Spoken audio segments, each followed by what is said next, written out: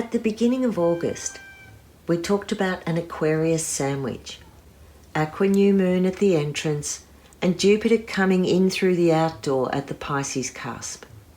Now the Aquarius sandwich gets bookended.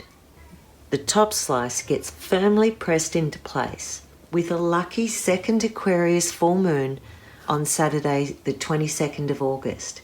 And at 29 degrees, it's squeezed right into the final moments of the sign, where Jupiter left its footprints during the Leo new moon 2 weeks ago.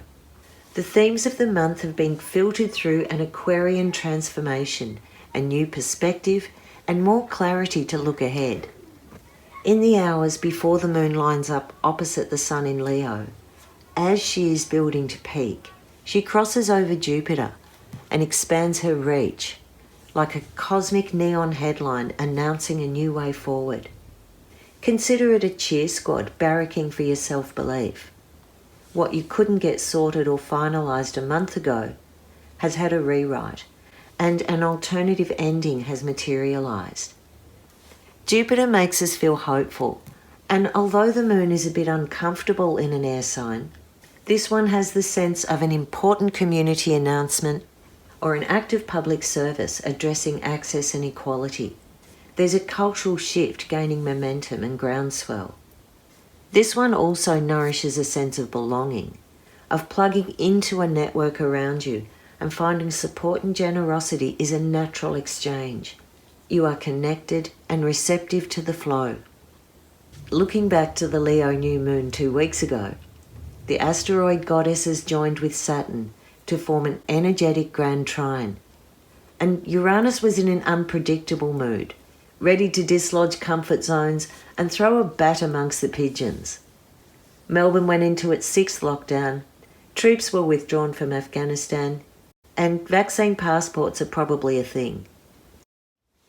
Juno, the goddess of deep commitment and partnership, was conjunct the South Node in Sag, opposite the Gemini North Node, paired up with Ceres and Lilith. This has been putting a ton of pressure on partnerships, contracts and expectations around equality, independence and respect. Ceres is the abundant Earth Mother who can turn cycles of plenty into a desert and create lush harvest from bare earth.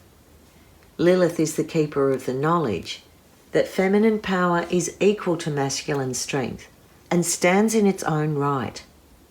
Their arrival at the Gemini North Node is overhauling the fine print on relationship agreements, especially around children, caregiving, consent, sexuality, and mutual respect. And here's how this panned out for me. About a week before the new moon, my darling familiar Wei Wei went missing. She just walked out the front door on Monday Arvo and came back skinny but unharmed 10 days later.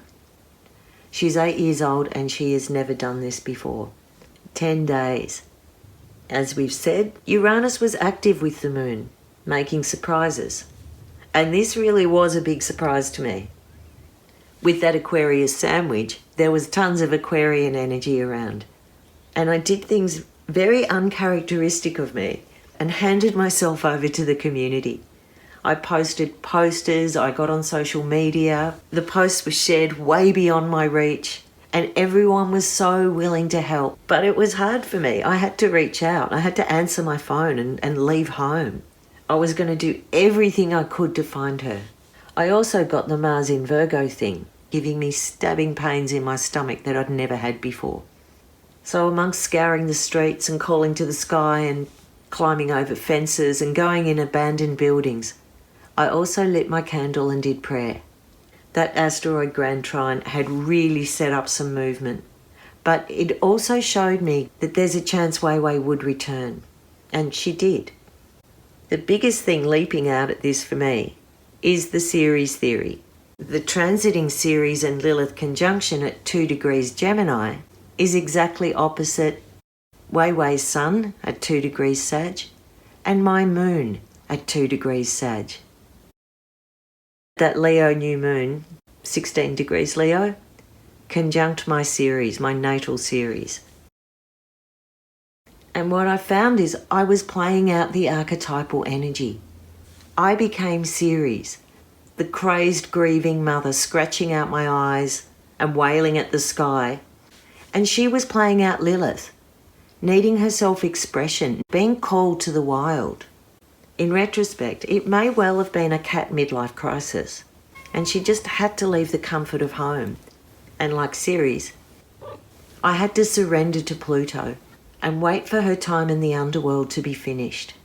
It really helped to change my perspective from this horrible, tormenting grief and worrying that she was in pain or wet and cold and hungry to actually she might be out having a little adventure. Even Lilith chose to live with the salt demons at the edge of the lake rather than be stifled in a relationship. And it really helped me see that the grief that Ceres evokes when you have that loss of a bond freezes you like winter. It freezes you on the inside. So that's the Wei Wei story from an astrological perspective. Those themes of the last few moons are really reaching a peak with this full moon. The trine action from the last phase comes out with Grand Trine version 2 for this version 2 full moon. Saturn, Ceres, Lilith and the North Node are still tuned in to a cooperative vibe. And this time, Venus is stepping in for Vesta, completing the cycle and creating a power chord. They're all in air signs: Libra, Gemini, and Aquarius. Venus mirrors your self-worth, and by replacing Vesta in the V2 Grand Trine, the effects become personal. She rocks body confidence, is queen of her dome, and shows how self-love and inner beauty is irresistibly attractive. In her home sign of Libra, she's looking for balance and harmony in relationships.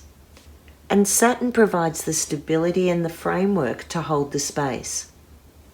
Discipline becomes purposeful instead of a chore. Decisions are settled with style and grace. True harmony with yourself and others comes when you give and receive freely, be accountable, and tune in without judging. Lilith and Ceres in Gemini are the wild cards who can play trick or treat in what they deliver.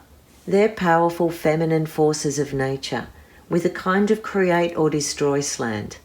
Under the steady hold of Saturn and the self-assurance of Venus, they blend into a wise she-wolf, a protector who gives you the courage to express your needs for independence, growth, and creativity.